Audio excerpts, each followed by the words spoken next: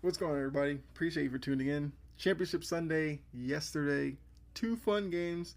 We now know Patriots, Seahawks, the matchup. There were some things that I noticed from the two games that I do want to talk about. First off, thanks for tuning in. Hopefully, you hit the like button already because you listened to a few other episodes and you like what's going on. If you haven't, please do so. Leave a review, follow, subscribe, depending on the platform. Greatly appreciate it. Yeah. So, like I said, two games happened. One of the best days on the sports calendar. I've said this before. I'm gonna keep saying it. Getting both games on Sunday, one 3 o'clock, one 6:30. For if you're one of those, I'm not one of them. If you're one of those that hates like the 8:30 kickoff because it's late, you didn't have to worry about that. But both games were interesting. The first one, Pats Broncos, we saw weather play a huge factor. Stidham coming in for Bo Nix. He was shaky at first, had a little bit of a rhythm. He hit that big pass to Marvin Mims, and you almost felt like, okay, Stidham might outperform people's expectations. And who knows? Maybe he can lead Denver on some magical run to the Super Bowl. Didn't happen that way. They missed an opportunity that came back to bite them with the fourth down play. 4th and 1, up 7-0. Could have taken the points. They go for it. They fail.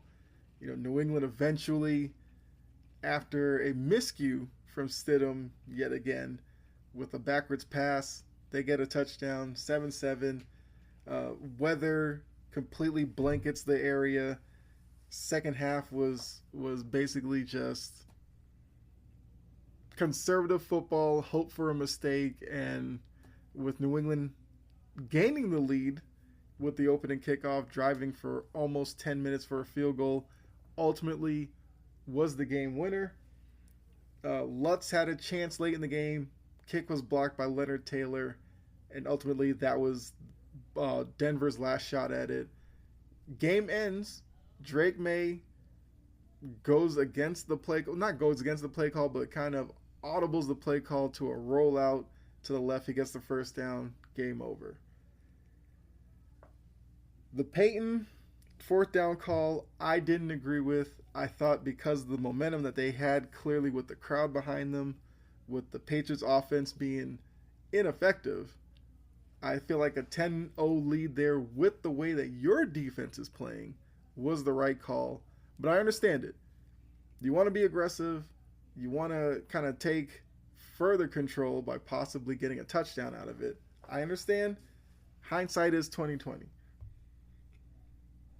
The weather, like I said, was a major part, but it didn't take away from the viewing experience for me. I am one of those that loves playoff games being outdoor where the weather could be a variable. I love the fact that these two defenses, even though I feel like New England's defense still is being underrated for whatever reason. K'Lavon Chason, that name always trips me up, but he was a draft pick of the Jags, did nothing. He was with the Raiders, did nothing. New England grabs him up, and all of a sudden he turns into a decent edge rusher. He's not like, great or anything, but he gets the job done. And, for Vrabel, May, and everything, first year together, great to see that they've made the Super Bowl. I'm a Patriots fan. Obviously, I'm loving it. I do like what Denver has going on. I think Denver defensively is going to be great yet again next year. I know they have some free agents on that side of the ball, but I feel like their major pieces will still be there. Bo Nix, I'm assuming, will be back. I think the future is bright there. Which May, in that Knicks draft class with Caleb Williams and Jaden Daniels, May is the first one to break through, make it to the Super Bowl, potentially winning it. It's the Patriots' first time in the Super Bowl, first time back since 2019 when they beat the Rams, that 13-3 game, which a lot of people said was the most boring Super Bowl because, for whatever reason, We're not allowed to like defensive matchups.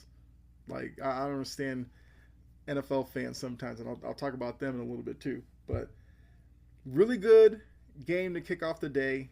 And then we had Seahawks Rams, which I already knew going into it was going to be a higher scoring game than 10-7. It just had to be.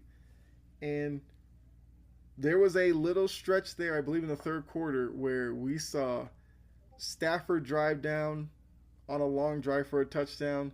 Darnold takes the ball right back, drives down for a touchdown. Stafford takes the ball again, drives for a touchdown. It was so entertaining watching these two teams play.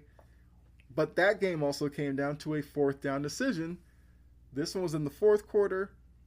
About 4:45 left on the clock. Rams decide to go for it. Stafford throws in the back of the end zone. It's incomplete.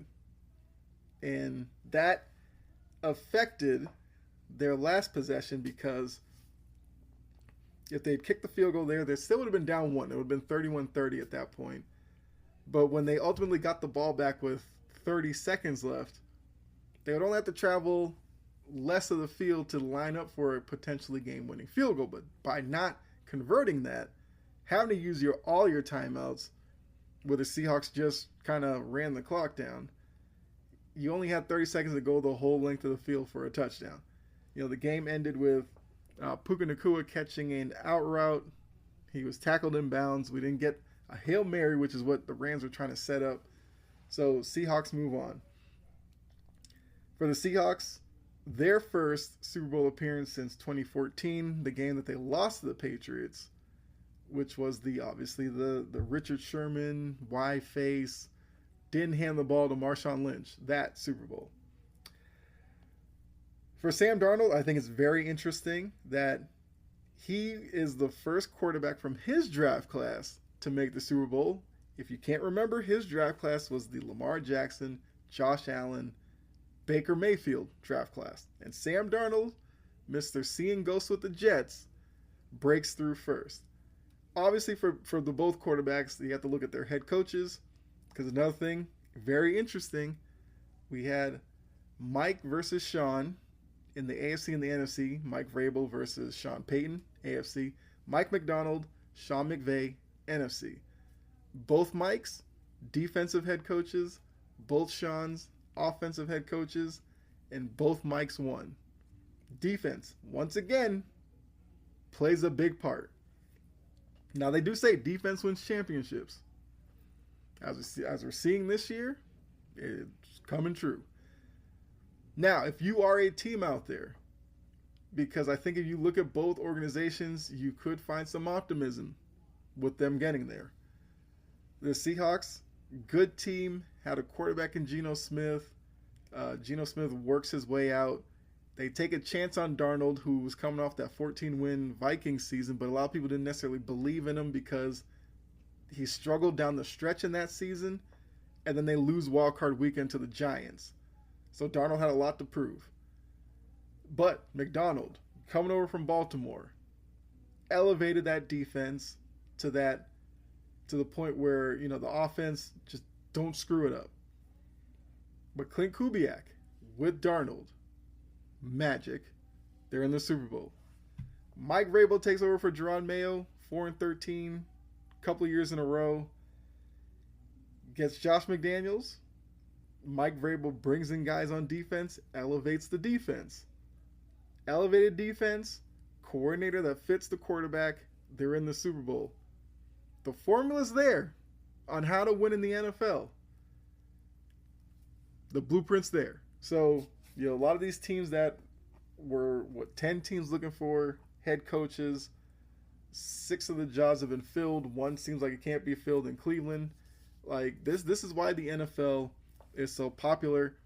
Patriots literally went from last in the division to now a Super Bowl appearance. That should give you hope if your team is in that position looking at the future.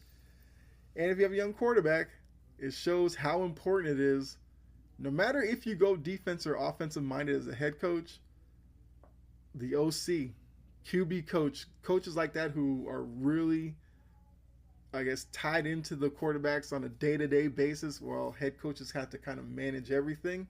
So important getting the right people in those positions. So, um, very interesting. Like I said, a lot of fun. I'll preview the Super Bowl later on. It's 2 weeks away. No point doing it now. So, for a lot of the people who, after the matchup was known, wanting to push this easy path to the Super Bowl for the Patriots, how is it an easy path when you face the number 5-3-1 defense? That's not an easy path. Did Drake May look all world? No. Texans game, you're dealing with weather. Broncos game, you dealt with weather on an exponentially tougher level. Chargers game, good defense. But I feel like Drake May will be better in the Super Bowl because it's in Santa Clara. The weather shouldn't be an issue outside of maybe rain. I don't know. But the song says it never rains in Southern California. So guess I don't have to worry about that. Also looking at Patriots Seattle. It's a repeat from 2014 like I mentioned. There are people already coming out and saying it's going to be the most boring Super Bowl. One, I think that's disingenuous because you have, as I just mentioned, young Drake May, Mike Vrabel. If you are a fan of that, Patriots being back, that's one thing. I know that's what's pushing a lot of people away from it. The fact that they were reveling in the Patriots being bad and are now mad that they didn't kind of stay down for like 15, 20 years. It's only been, 4? So I get it. For the Seahawks, like I said, it's hard not to root for Sam Darnold. It's hard not to root for JSN. Now, maybe some of these fans that are saying it's going to be boring, maybe they're Ravens fans watching Mike McDonald, who was in their system, who, if he had stayed, probably would have been the successor to John Harbaugh. He goes to Seattle. He gets them to a Super Bowl. Baltimore is, going into next year with Jesse Minter as a new coach. Questions about the defense. What does the offense look like? So maybe some of them are those fans. Maybe you're a Bills fan, upset that you lost to this Broncos team. Nix gets hurt. You're probably thinking, hey, if we faced them, we could have beaten them. And then maybe we beat New England. Although, if the Bills played them, that game would have been in New England, who had worse weather than Denver did yesterday. Maybe you're a Texans fan. You're looking at the Patriots defense, you're looking at the Seahawks defense, leading them to the Super Bowl, and you feel like your defense could be better than both of them, and you lost to New England. Very, very much a possibility. You're a Niners fan. You hated the fact that the Seahawks and the Rams made the conference title game. The Seahawks make the Super Bowl, which is probably the team you hate the most out of the two of them. Maybe you're not watching. I don't know. But I don't understand how this is going to be seen as a boring Super Bowl. Now, some of it, people who are, once again, drawing the political lines on this, because we saw, or we heard from, the guy over in Washington, D.C., who went to the Super Bowl last year, made it a big spectacle, already came out and said he's not going to it this year, which we already know why he's not going. It's in California. If you know, you know. Gavin Newsom and him got a beef. It's Patriots, Seahawks. I feel like those two teams probably don't factor into why he's not going, but we already know Bad Bunny, very much politically dividing, and the league did announce Green Day is also a part of it, which to some you'd be like, hey, you guys should be fine with that.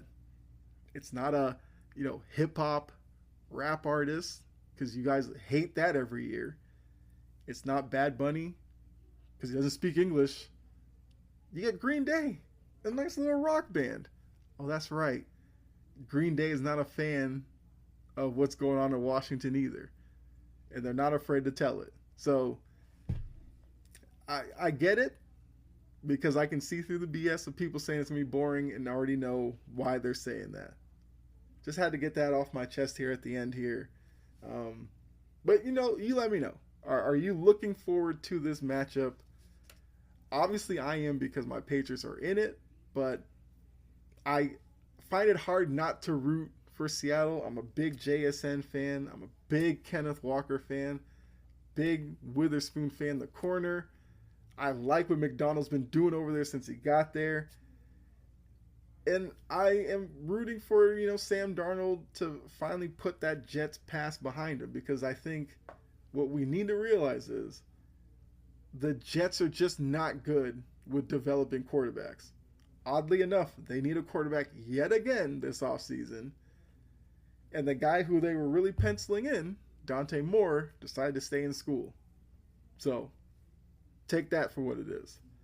But yeah, we'll get into some more, I guess, the coaching hire stuff, because we have a couple more positions that were filled, still a few open, and like I said, the Cleveland one, I don't know what's going on there. I will do an episode about that probably tomorrow.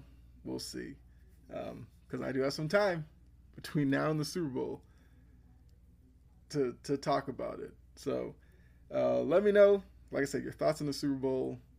If you want to give your early prediction, leave that in the comment section, and we can discuss that. So, appreciate you for tuning in.